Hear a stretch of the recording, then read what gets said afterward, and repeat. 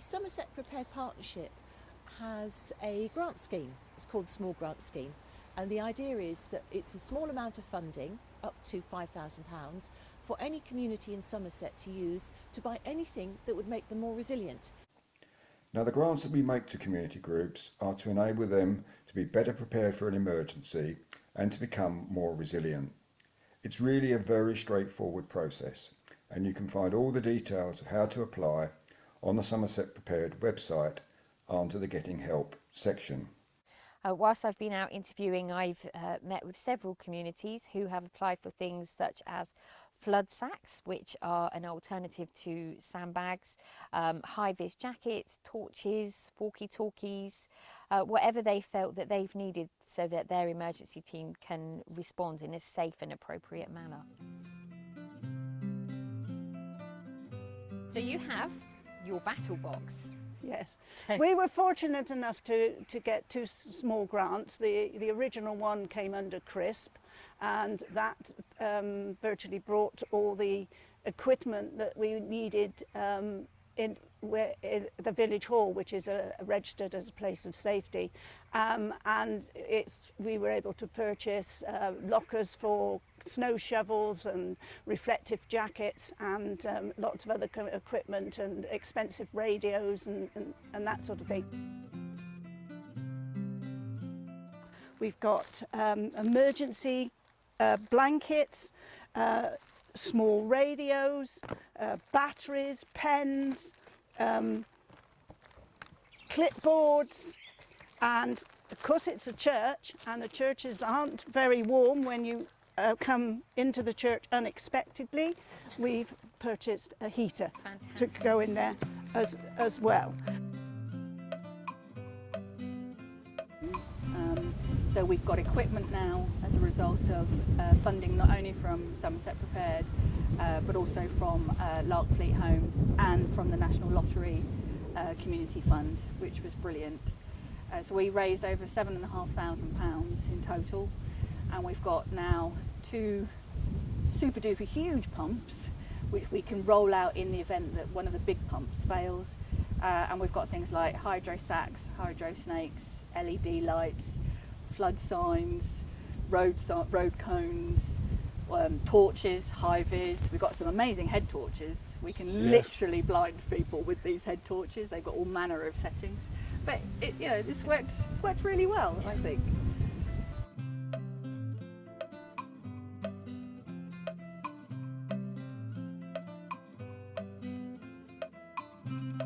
And given that the likely things that happen in this village are going to be things like floods and possibly car accidents, we thought we'd need a few signs and some cones to go with it so that we could identify a problem and hopefully advise people accordingly. So we went ahead and got these signs. After that, we moved on to think about other things, and one of the things that this village has suffered from before is flooding. Okay.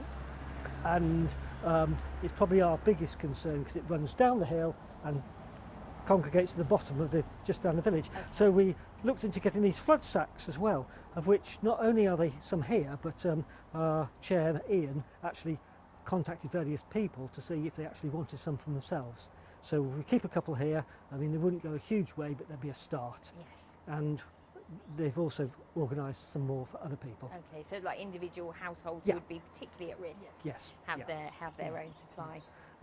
And then we kind of from there we thought, well, if we're going to be involved in emergency dealings, we ought to have a few of the basic stuff. And of course, it's the classic high-vis vest. And we also came up with the idea of getting a few helmets, all of which came in at a reasonable cost and will not cause us, will give us one, identity, and 2, hopefully help a situation.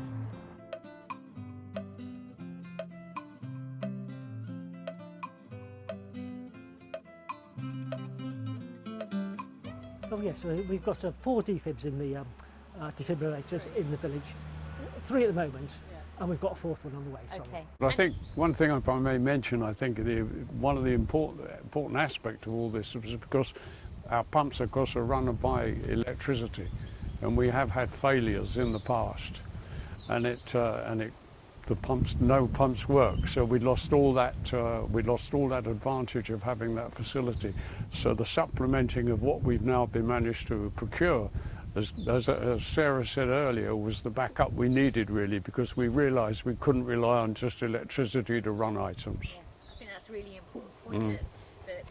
That sometimes you need a backup for your backup. Yeah. So you can think of every eventuality and possibility. Well, we also appreciate that we're a very small village. We are only 38 homes.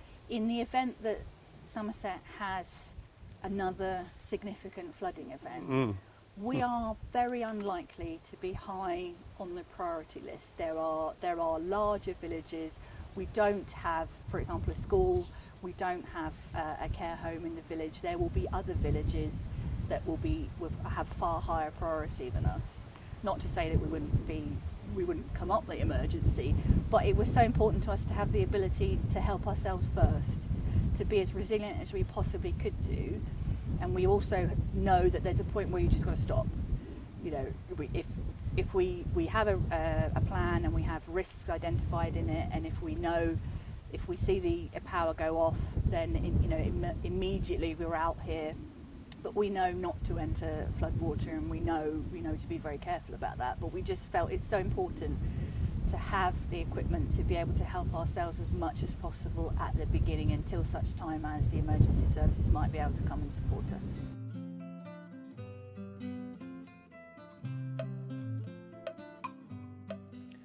We do ask that you are a constituted community group or a parish council, and we also ask that you've either got an emergency plan or a flood plan in place, or that you're thinking seriously about producing one of these plans. And the idea here is that we can then see that you've given some really serious thought to what you want to do as a group and to what kit and equipment you might actually need. It's very quick and easy to apply. You can apply any time in the year, and decisions are quick. So best idea is to check out the Somerset Prepared website, somersetprepared.org.uk, and there's an inquiry form if you want one of the partners to call you back and talk about it in more detail.